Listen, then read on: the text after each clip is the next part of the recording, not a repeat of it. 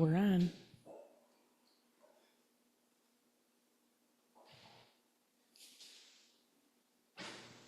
Okay, breakout rooms closing in just 20 seconds.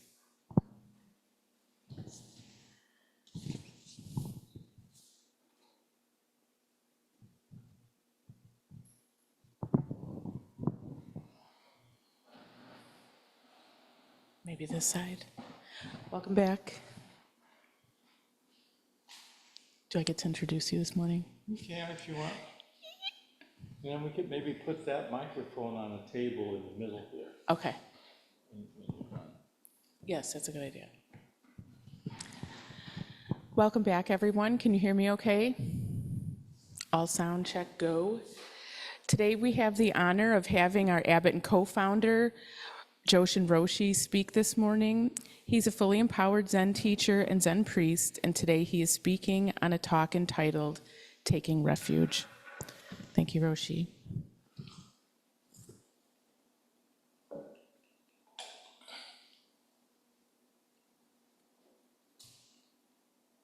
Good morning, everyone. Can you hear me online? Yes, thumbs up. Okay, good.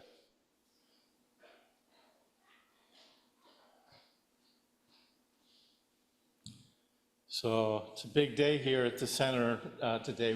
We're doing the day in the village. And so people are going 10 different directions here getting ready for it. We're gonna hold down the fort here in the Buddha Hall and talk about, I'd like to talk about taking refuge today. Chris Dussel gave a wonderful talk about a month ago about meditation is not a test, it's refuge.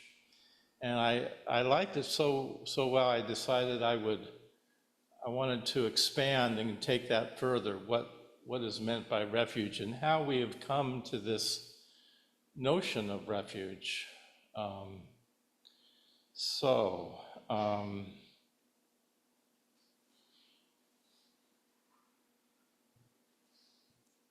Ken Burns gave a wonderful commencement address recently where he said that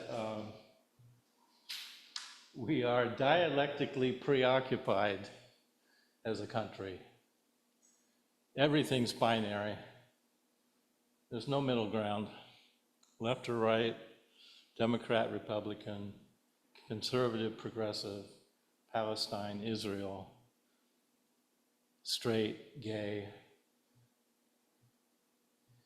And, you know, this is not how reality is, but if this is the way we see the world, we're going to suffer. Because we become disconnected not only from others, but in disconnecting from others, we become disconnected from ourselves. When we other somebody, not only do we disconnect from them, we disconnect from ourselves. There is no them. There is no other. There is just us. And when we can appreciate the world in this way, this is what we mean by taking refuge.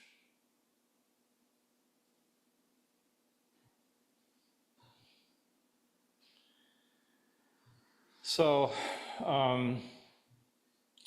you know, there's a lot of trauma in our culture.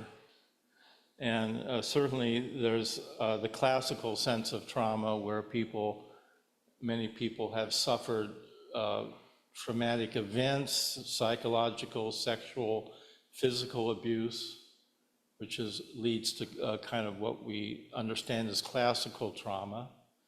But there's also a kind of, it seems, kind of rolling trauma, which we don't maybe quite have the right word for it, but ever since the pandemic, we have increasingly become isolated, disconnected from each other, unable to have conversations with each other, And I think that's a kind of collective trauma that we experience, but it's not visible. It's invisible. So part of this talk I'm giving this morning, I'm basing it on Mark Epstein's wonderful book, Trauma in Everyday Life. Mark Epstein is a psychotherapist. He's written 2 or 3 really excellent books on Buddhism. And so to talk about refuge, we need to go back and really appreciate the Buddha's life, Shakyamuni Buddha. Now, the story has it that we're told is that when he was born, he took 7 steps and he did this gesture. I can barely do it because my shoulders kind of hurts, but you know, where he's pointing up and down. He said, "Above the heavens and below the earth, I alone am the only honored one." 7 days old. That's pretty amazing. I've never heard of a 7-day-year-old saying such a thing, or even taking 7 steps for that matter. So clearly this is myth and legend and things that happen with religions. But what we do know that's probably more factual is that Buddha's mother died 7 days after giving birth to him.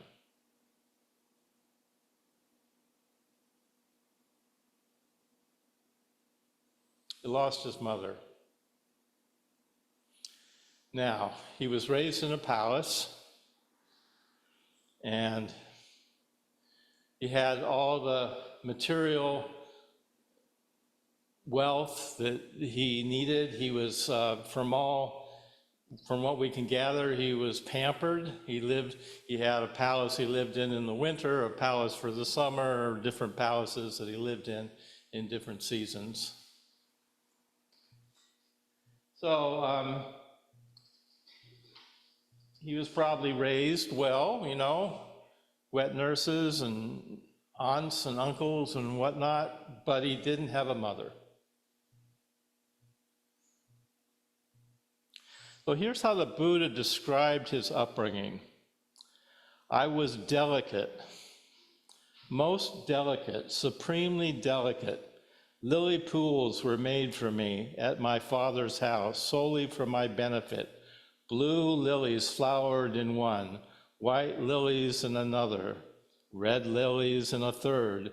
I used no sandalwood that was not from Benares. My turban, tunic, lower garments, and cloak were all made of Benares cloth. A white sunshade was held over me day and night, so that no cold or heat or dust or grit or dew might inconvenience me.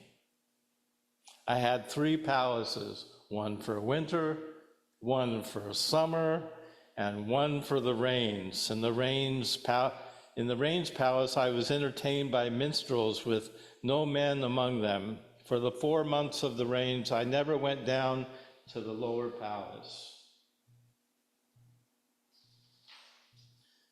Though meals of broken rice and lentil soup are given to the servants and retainers in the other people's houses, in my father's house, white rice and meat was given to them." So you have this picture of the Buddha being pampered, really being spoiled. Now, what's generally not appreciated in the story of the Buddha, that Mark Epstein draws a point of in his book, is that the Buddha had trauma. To lose your mother at birth is a kind of trauma.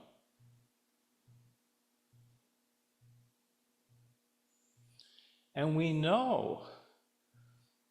we see the results of that trauma by the way when he left the palace and left his society to go live in the forest for 6 years, doing these extreme ascetic practices, trying to get rid of his trauma and his suffering by denying the pleasures of the flesh. He did this for 6 years, and if you've seen pictures or sculptures of him at this time, he was emaciated and close to death. And he does this for 6 years. And he realizes at the end of the 6 years that he has not found what he's looking for. He has not found enlightenment. He has not found freedom from suffering. And there's a kind of an inflection point in this story, in one of the details of the story, where he remembers a time as a boy when he was under an apple tree, a rose apple tree, and the sun was shining on his skin, and it was warm, and his father was out working in the fields. He saw the plow cut worms and felt sorry for the worms. And in this moment, he experienced this joy. And as he remembers that, he realizes that that joy didn't come from sensual pleasure. And he doesn't know where it came from. It's a kind of grace. And he begins to think, maybe this joy has something to do with enlightenment. And that's sort of the turning point for him. And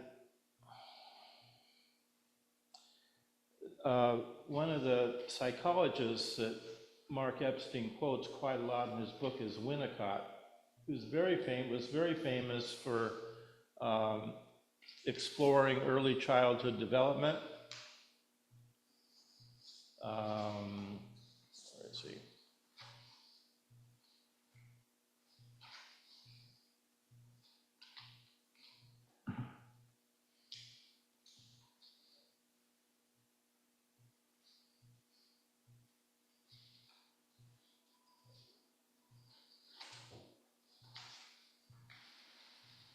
Yeah, so Winnicott was a pediatrician, psychoanalyst, who championed nurturing relationships with the mother to avoid trauma. And we know a lot from psychology that a healthy attachment theory can predict that based on our early childhood development, if the relationship with our caregivers, especially the mother, is a healthy one, where the needs are met and the mother holds the child, that child is going to grow up more resilient, less likely to be subject to trauma. But if that early childhood development doesn't go well, if the mother isn't there, as in the case of the Buddha, or the mother doesn't really meet the needs of the child, then what's called unhealthy attachment begins to develop into adulthood. And people with that kind of early childhood development are more likely to be traumatized, they're more vulnerable to trauma, and they may be already traumatized at an early age if that early childhood development has been abusive in some way. So here's what's amazing about the Buddha's story. The Buddha didn't have a psychoanalyst to go to. He didn't have a therapist he could go see. But he began to thinking about this memory of joy and how that he doesn't know where that came from, but that seemed to be better than the self-flagellation he was doing in the forest. And so the next part of this story, which I always like to tell because it seems, it's a story, but the part that I like is there is a young girl in the nearby village that has a dream, Sugata, and she dreams that she has gone and milked. In the dream, she milks like 100 cows. She collects that milk and feeds it to 10 cows, milks the 10 cows, and feeds that milk to 1 cow and milks that cow. So you get it, right? She gets this very rich, nurturing milk. And in the dream, she's instructed to take this milk and walk out into the forest and give it to the first person she meets. Now, and lucky for us, she listened to her unconscious and actually did that. I mean, it would have been easy to discount it. It's just a dream. But she did it. And the person she meets, this is emaciated Buddha that's close to death. And she gives him the milk. And he drinks the milk. And he's nurtured by it. And now he starts to come back from that terrible self punishment he was subjecting himself to. That trauma, that toxic inner critic. And it's at this point that the Buddha finds his own therapeutic method, which he calls mindfulness meditation. Just in the same way that Winnicott said, you know, the mother holds the child is held by the mother, the Buddha discovered that he could be held by his own mind in the same way he could be held by the mother that he didn't have. That his mind could hold him. He could take refuge in his own experience in a way that was like being held by the mother. And that's the refuge that Chris was talking about a month ago. And that's the refuge that we all take when we do this practice. Yeah? It's a beautiful thing. He healed his trauma through this deep mindfulness meditation.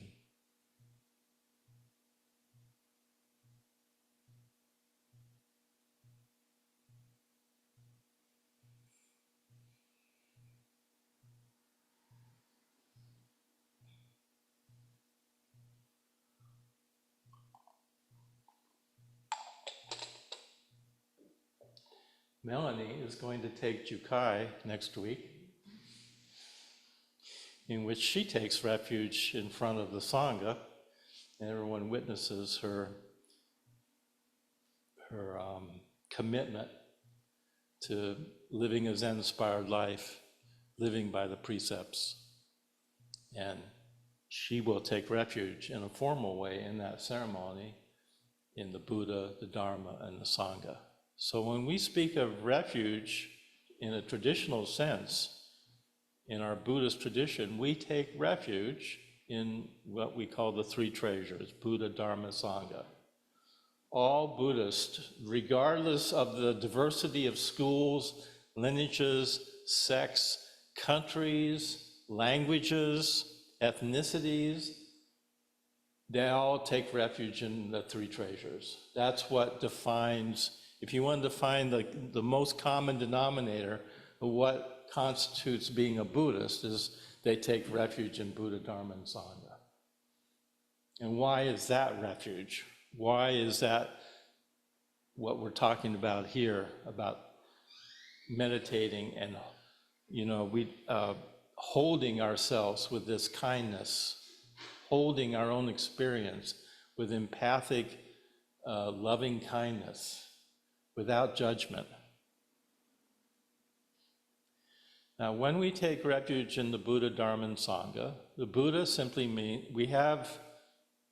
when we study this, it's very rich because we have three different ways of appreciating it. But basically, we could say taking refuge in Buddha is to take refuge in the oneness of life. To take refuge in this no division. But there is no us, there is no them, there is no other here. There is no separation. And we experience that as a deeper reality that's here, that is available to all of us if we will simply look carefully and see it, because it's always here.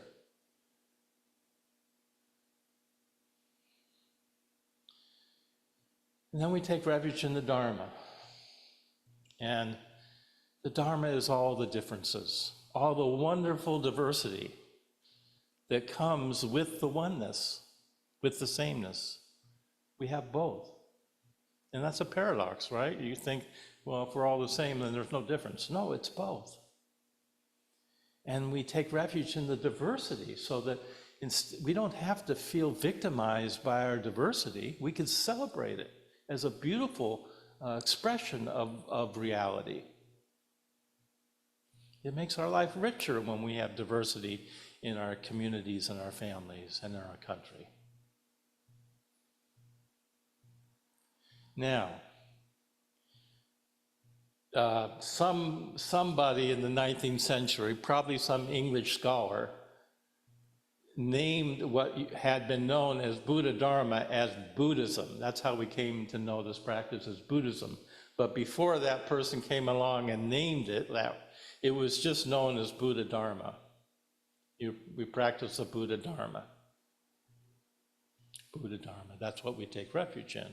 Now, when we take refuge in Buddha Dharma and we bring that into our lives, the presence of that, and we embody that through our behavior and our conduct and how we treat each other, how we treat ourselves, what arises from that is Sangha. And in this context, Sangha just means harmony.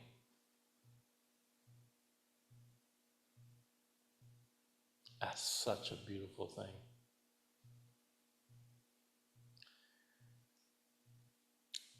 I don't think we often experience harmony in our culture. Quite the opposite.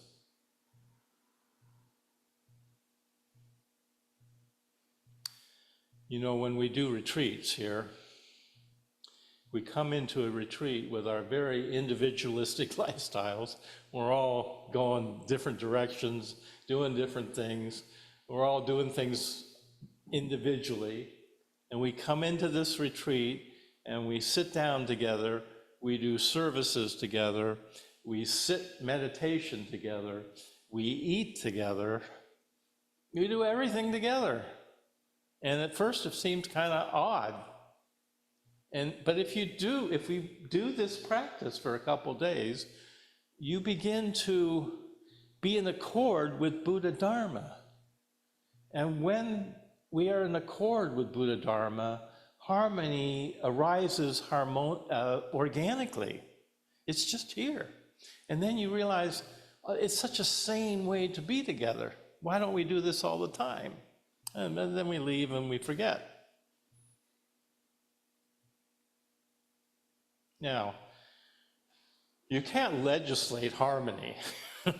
I mean, if you do that, you get fascism. That doesn't work.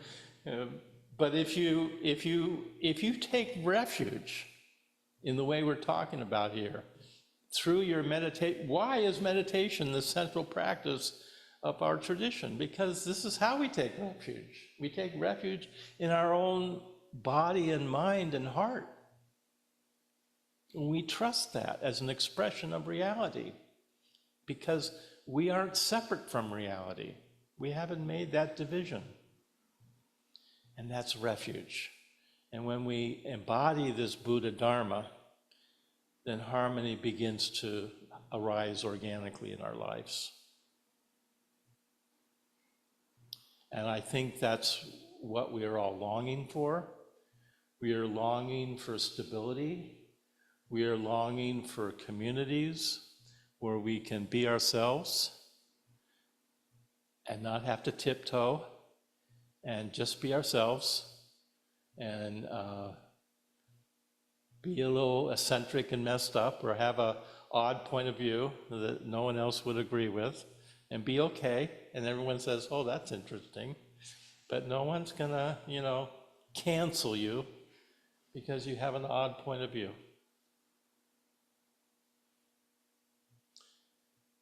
So this is taking refuge, and I wanted to just kind of expand on Chris's wonderful talk and and make it clear that refuge came out of the Buddha's teachings. The Buddha found a way to take refuge in his own experience, which healed his trauma. And we can do the same. And we are doing the same.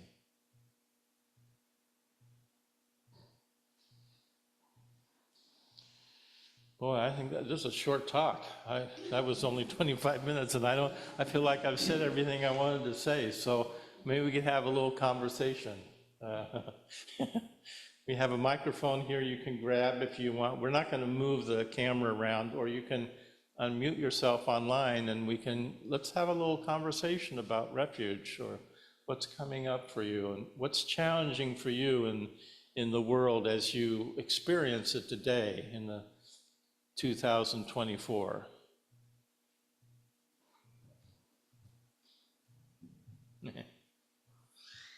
Diane, you gotta make it turn green. Great. Can everyone hear, say something? Something. Can you hear Diane? Okay. All right. I just wanted to say, these are stories I've heard, but I feel like I really heard them today. It was really like, you're just such a good, speaker, storyteller, and I feel like I understand with like a sort of a new crispness and depth, and I don't know, just thank you very much for that. Yeah, I feel like I need refuge in the world right now. The world is crazy, politics and the Yes. dichotomies. It's dispiriting, isn't it? It It is. is. It's really toxic. Yeah. And if you take it too seriously, it just grind you up. Mm-hmm. Yeah. I'll pass the mic now. Neurodivergent people could be part of the Buddha Dharma. Yes, I have that talk. Wonderful that we tolerate neurodivergent Yeah, absolutely. behavior, or whatever it is. Mm-hmm. Yeah. So my talk is Friday. I'm a little preoccupied, honestly. I'm looking at like, what does a great speaker do? It's like, this is what a great speaker does. You're a good speaker. It's like he pauses, his heart's in it. No, it's really beautiful. I'm all here. So I'll pass this. Okay. But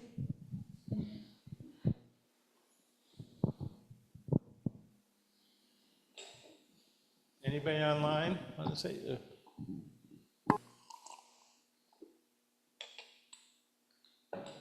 Anything? For this way. Thank you.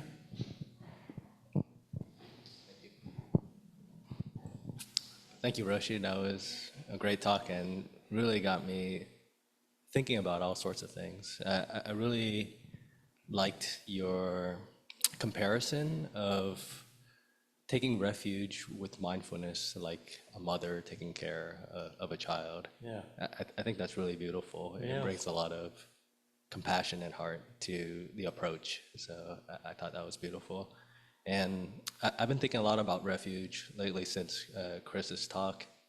And one thing I'm trying to take refuge in is just trying to be okay with the present moment. If I can take refuge in the present moment all the time, then I feel that that's really, really powerful. It allows me to relax and not be so on edge or so critical, self-critical of myself. So yeah, it's just the idea of refuge is very interesting. So thank you, An. Let me say something about the present moment. Because we're all in the present moment, and now we're in the present moment, and now we're in this present moment, and it never sits still. We have Porges, who created polyvagal theory. I'm very fond of this polyvagal theory because I think it's a very helpful kind of upaya for all of us to help us understand how we react and how we get stuck, because we all do react and we all get stuck when we're afraid or when we're angry or whatever. And the definition that Porges gives of trauma is it's a chronic disconnection. A chronic disconnection. Now, how do we disconnect in terms of polyvagal theory? The theory is that, you know, the vagal nerve is the biggest nerve in our body. It goes from the brain all the way down to our gut. And according to Porges, it has a hierarchy of 3 levels. And in the ventral vagal nerve, when that part of our nerve is being stimulated, we are in a social engagement mode where we are open, we are curious, we're not afraid, we're creative, we're playful, we have sense of humor, we have fun. It's a place where we feel safe and we can connect with others.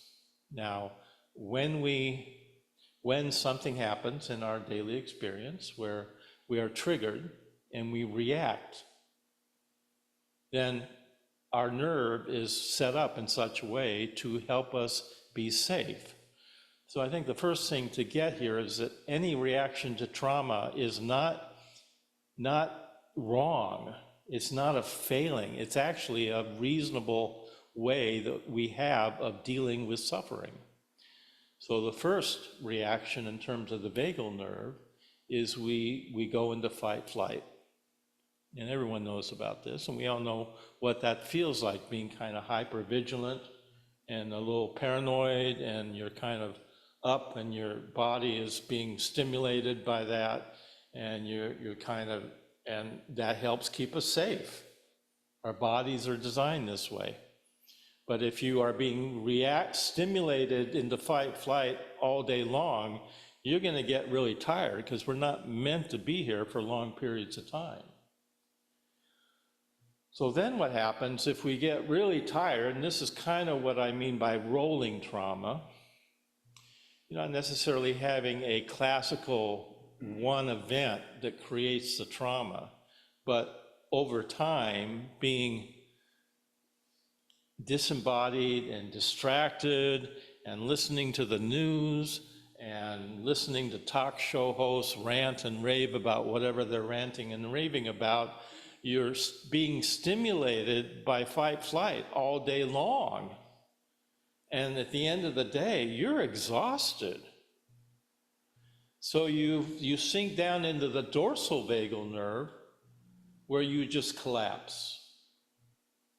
You collapse on the couch and eat a quart of ice cream and binge watch a Netflix TV series of the axe murder in Texas or something. That's what the world feels like when you're in the dorsal, when you're in this place of being collapsed. The world is not your friend. The world is not functioning for you. The world is a shitstorm. And another way of speaking of this collapse is we freeze. And this being frozen is very much associated with trauma. Why is that? Because in all the other kinds of reactions we have to suffering, we have agency.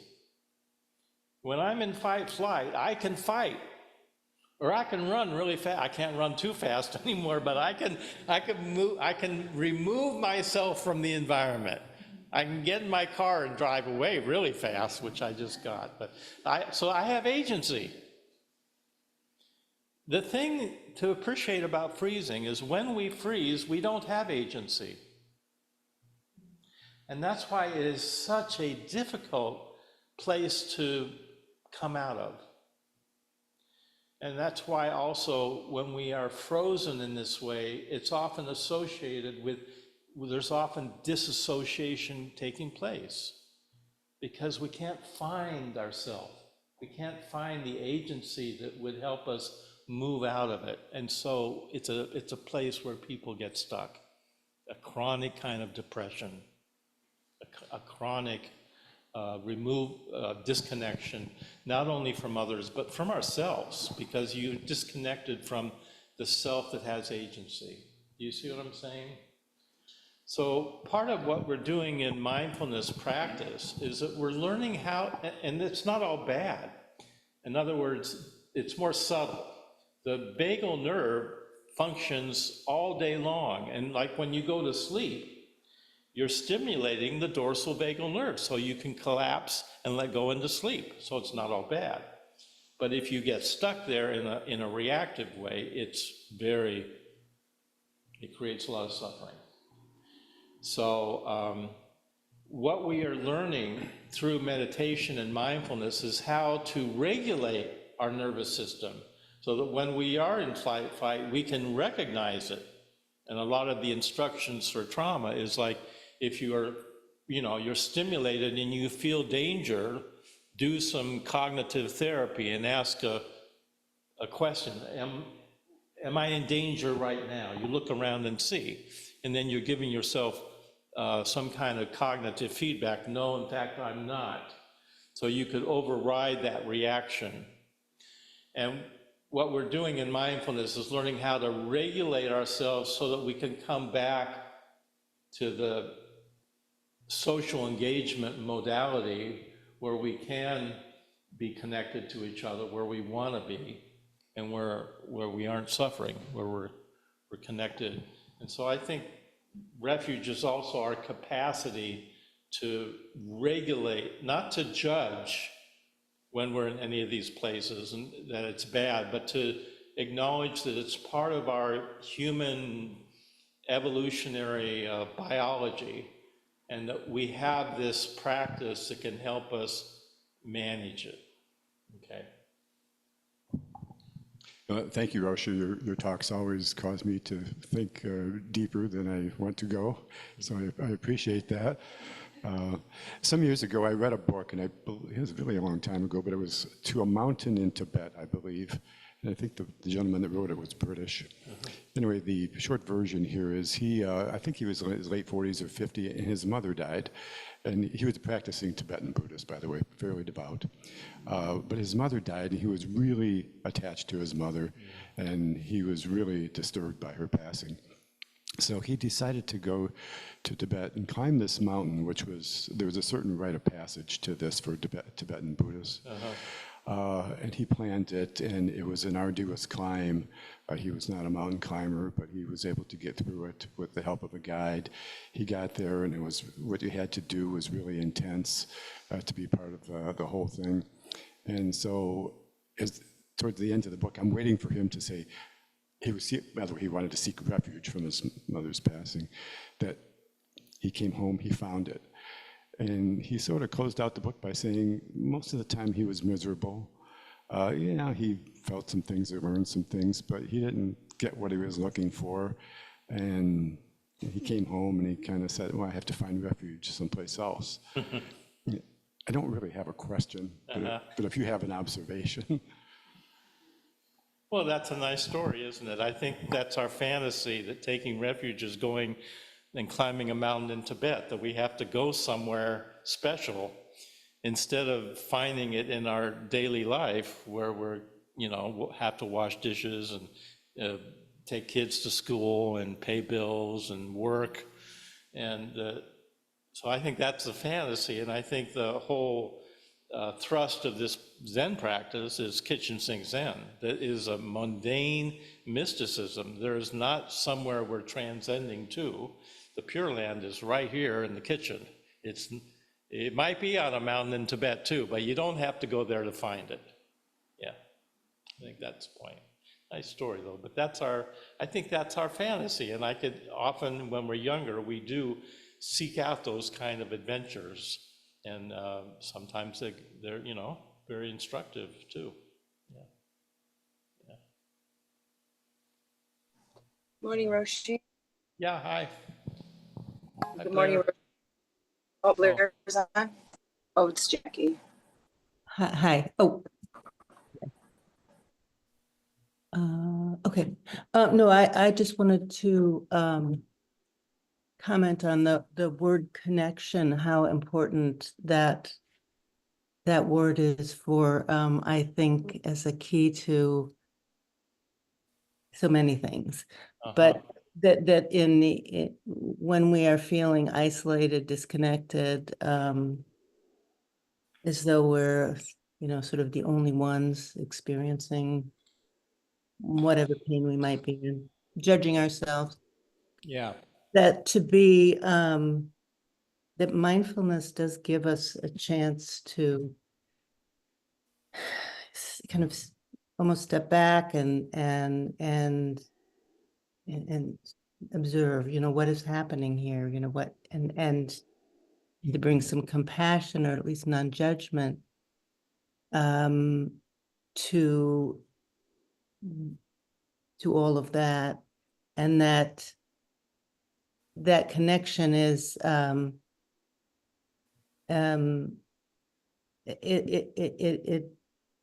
it brings us out of the isolation and the feeling of even desperation or needy. So both the mindfulness of that we can experience individually, and then the connection with the group, the Sangha, also is another form of deep connection that can, keep our vagus nerves well lubricated. yeah. So it's both internal and it's what happens between people, I think. Yes, wonderful, Blair. Well said. So, one of the aspects of polyvagal theory is that we co-regulate each other. So, if you're depressed, you could call a friend up and go out and have a cup of tea. And if your friend is in a good place, they can help you come out of it. They can actually help you co-regulate. So, our relationships are extremely important. Now, the other aspect of this, and I think it helps to be very kind of concrete and specific about psychology and neuroscience when we talk about what are we doing in meditation. Now, we teach this in the first Foundations of Mindfulness, and I'm going to ask Kelly if she remembers the name of this neural network. I always forget the name of it. The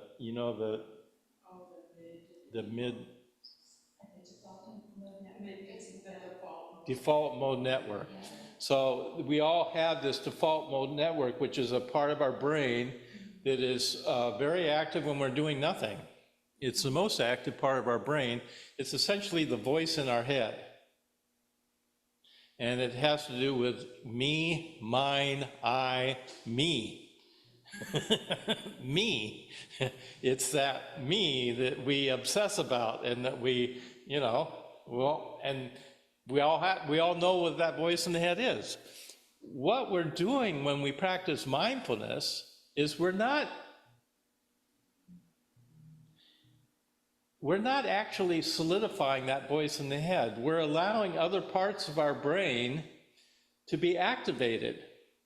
And what happens if you don't practice mindfulness, if you give that voice in your head too much power and authority, if that's all you're listening to, you become a kind of solo self.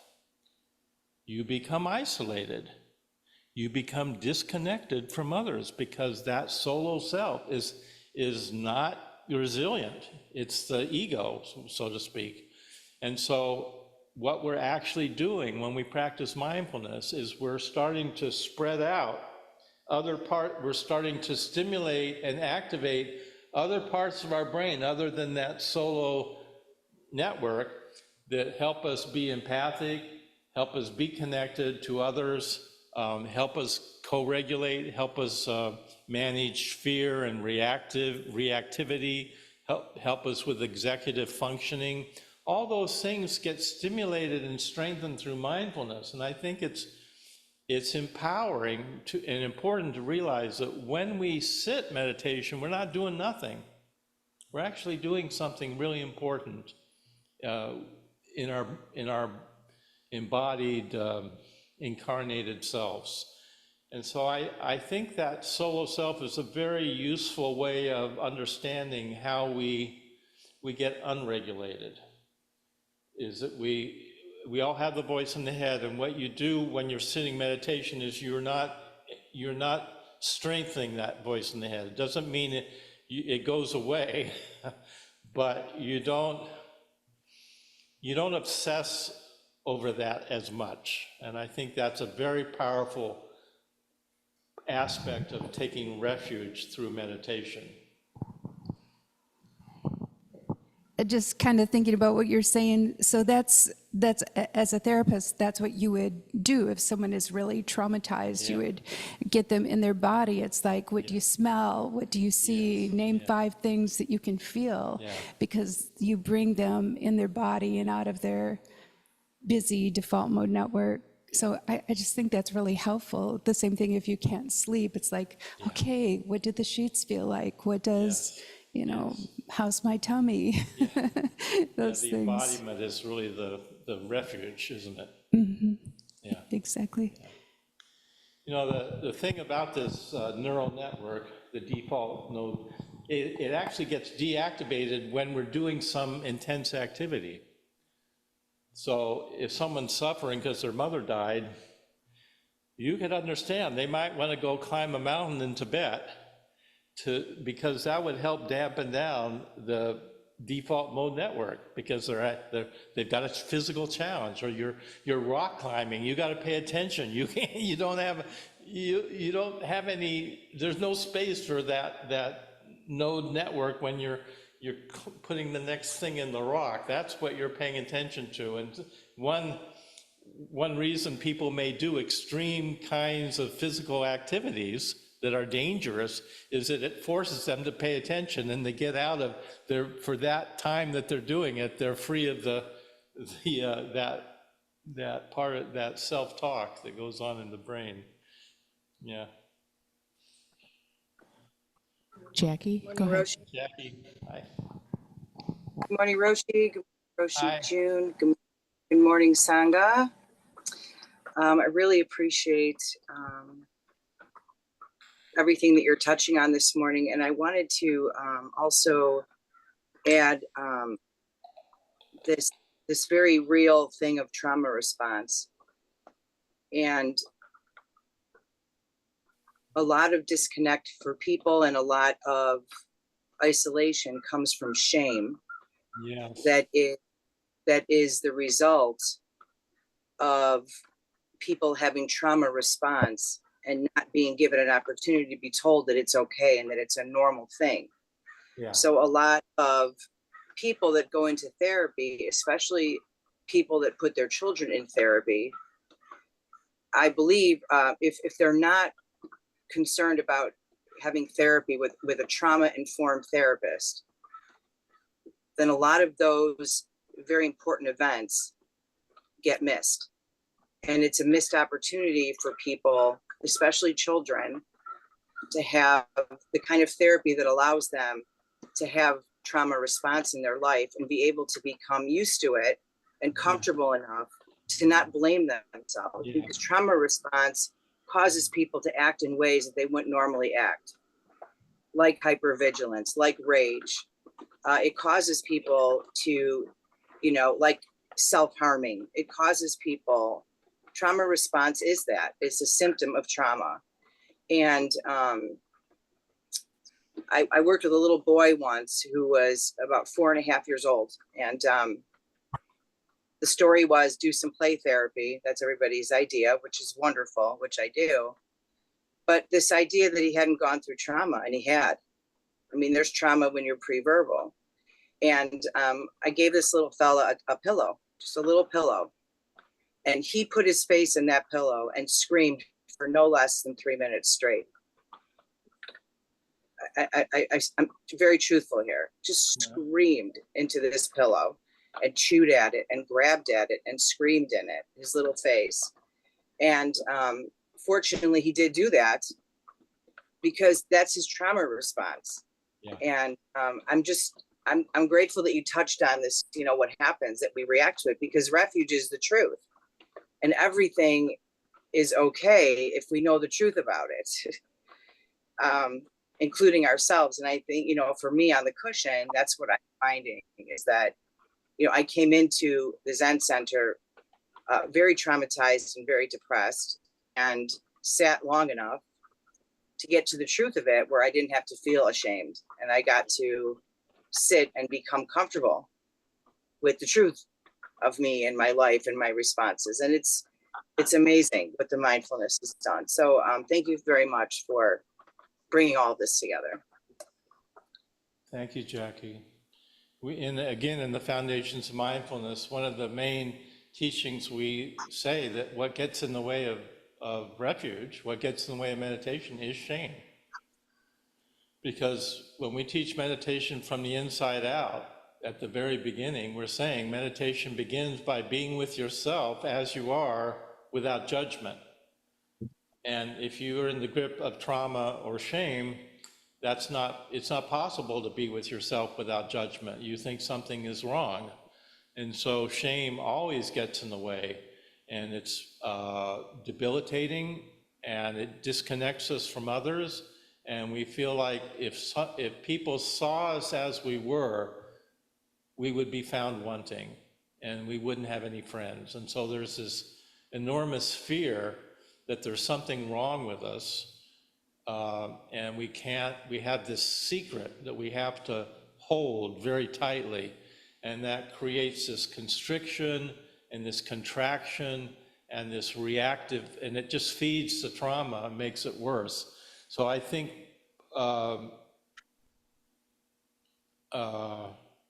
it's complicated, trauma is. I don't want to make this, there are a lot of people working with trauma, and it's a difficult condition. It's not a walk in the park. It's a serious suffering, and I think the key here is not to pathologize it, and it's not wrong. It's a natural reaction that someone has to suffering. And then it becomes, over time, maladaptive, and it is self-perpetuating in a way that's not useful. And then we can learn through therapy, through mindfulness, through meditation, through doing retreats, to begin to approach that fear, that knot of pain in ourselves with less judgment, and as the Buddha did, and be okay with the pain, be okay with the fear, be okay. And that's not easy to do. So again, that's why I think it's important that we have families and communities to support us. So when people are struggling, that they have support networks of people that can help co-regulate them. And the best testimonial I ever heard at the Zen Center here is someone said, "I feel safe being myself." Oh, that's it right there. You feel safe being yourself at the Zen Center, we have succeeded, because we often don't feel safe being ourselves, and that's when we're in the grip of shame. We don't feel safe, and we don't feel like we're okay just the way we are.